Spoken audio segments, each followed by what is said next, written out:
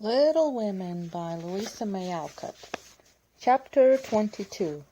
Pleasant Meadows.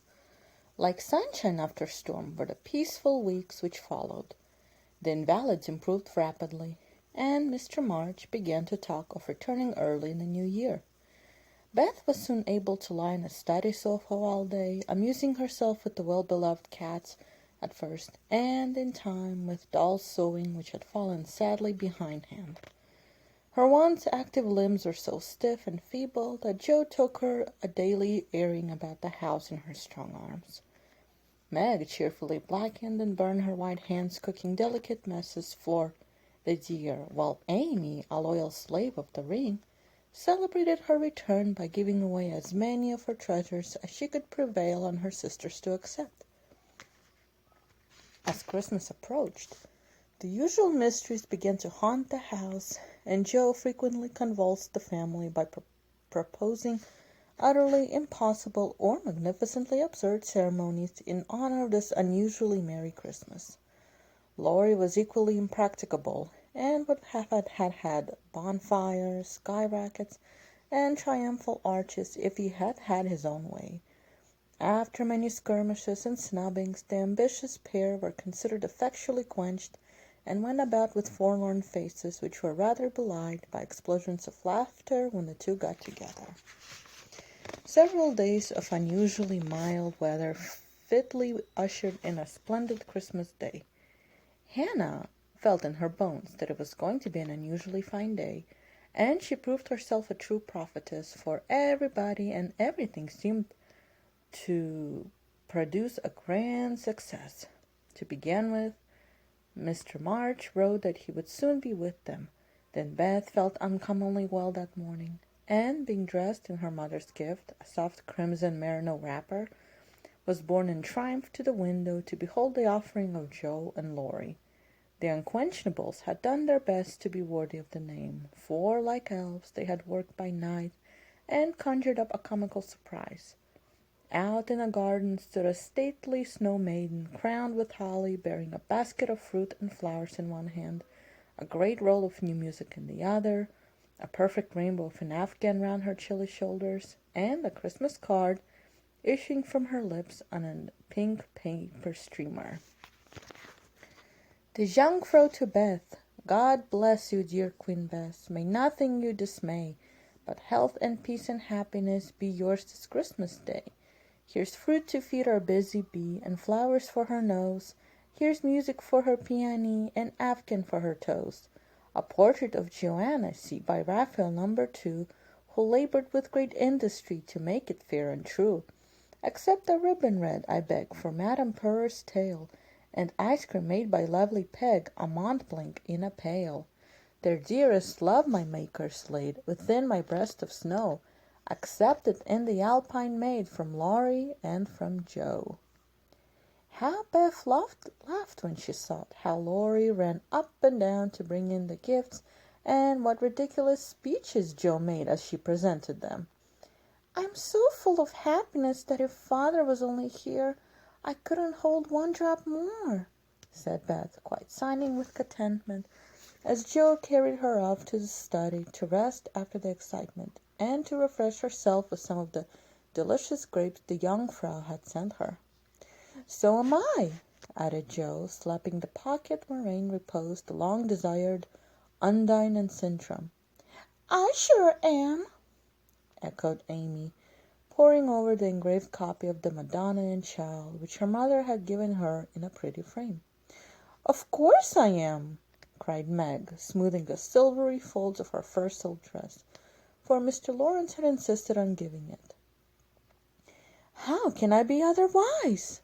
Said Mrs. March gratefully, as her eyes went from her husband's letter to Beth's smiling face, and her hand caressed the brooch made of gray and golden, chestnut and dark brown hair, which the girls had just fastened on her breast. Now and then, in this workaday world, things do happen in a delightful storybook fashion, and what a comfort that is. Half an hour after everyone had said that they were so happy they could only hold one drop more, the drop came.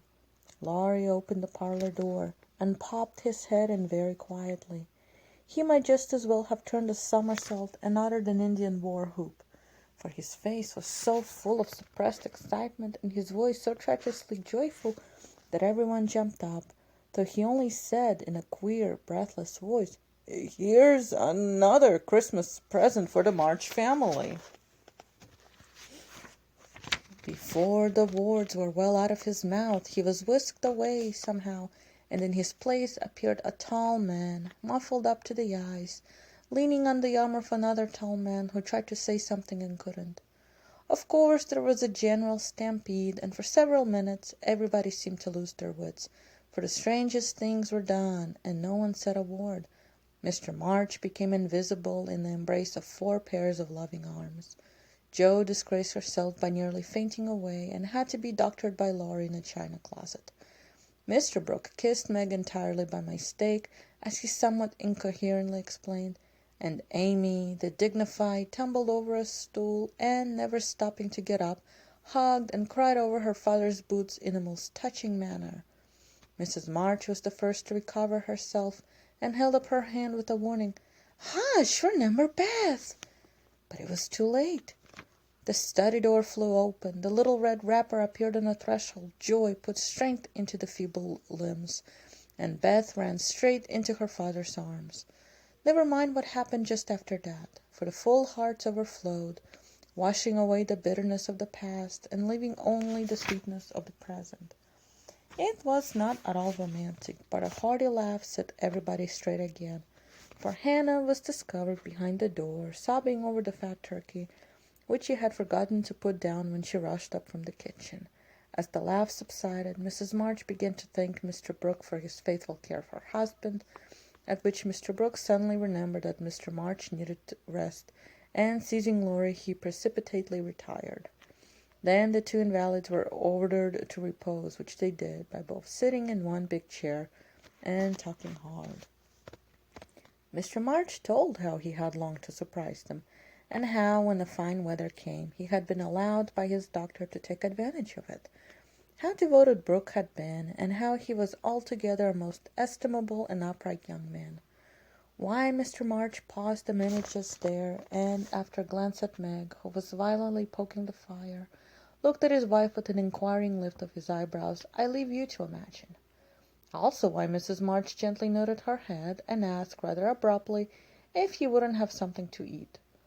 Jo saw and understood the look, and she stalked grimly away to get wine and beef tea, muttering to herself as she slammed the door, "I hate estimable young men with brown eyes." There never was such a Christmas dinner as they had that day. The fat turkey was a sight to behold when Hannah served him up, stuffed, brown, and decorated. So was the plum pudding, which quite melted in one's mouth. Likewise the jellies, in which Amy revelled like a fly in a honey pot. Everything turned out well, which was a mercy, Hannah said. "For my mind was that flustered, Mum, that it's a miracle I didn't roast the pudding and stuff the turkey with raisins, let alone biling of it in a cloth." Mr. Lawrence and his grandson dined with them, also Mr. Brooke, at whom Jo glowered darkly, to Laurie's infinite amusement.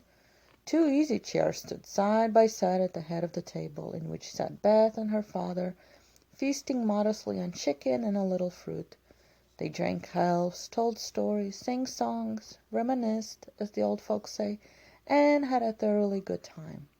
A sleigh ride had been planned, but the girls would not leave their father, so the guests departed early, and as the twilight gathered, the happy family sat together round the fire. "Just a year ago we were groaning over the dismal Christmas we expected to have. Do you remember?" asked Jo, breaking a short pause which had followed a long conversation about many things. "Rather a pleasant year on the whole," said Meg, smiling at the fire and congratulating herself on having treated Mr. Brooke with dignity. "I think it's been a pretty hard one," observed Amy, watching the light shine on her ring with thoughtful eyes. "I'm glad it's over, because we've got you back," whispered Beth, who sat on her father's knee. "Rather a rough road for you to travel, my little pilgrims, especially the latter part of it. But you have got on bravely, and I think the burdens are in a fair way to tumble off very soon," said Mr. March, looking with fatherly satisfaction at the 4 young faces gathered round him. "How do you know? Did Mother tell you?" asked Joe. "Not much. Straws show which way the wind blows, and I've made several discoveries today." "Oh, tell us what they are!" cried Meg, who sat beside him. "Here is one."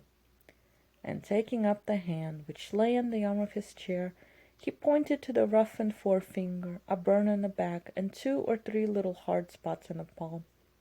"I remember a time when this hand was white and smooth, and your first care was to keep it so. It was very pretty then, but to me it is much prettier now, for in these seeming blemishes I read a little history. A burnt offering has been made of vanity. This hardened palm has earned something better than blisters, and I'm sure the sewing done by these pricked fingers will last a long time. So much goodwill went into the stitches, Meg, my dear. I value the womanly skill which keeps home happy more than the white hands or fashionable accomplishments. I'm proud to shake this good industrious little hand, and hope I shall not soon be asked to give it away."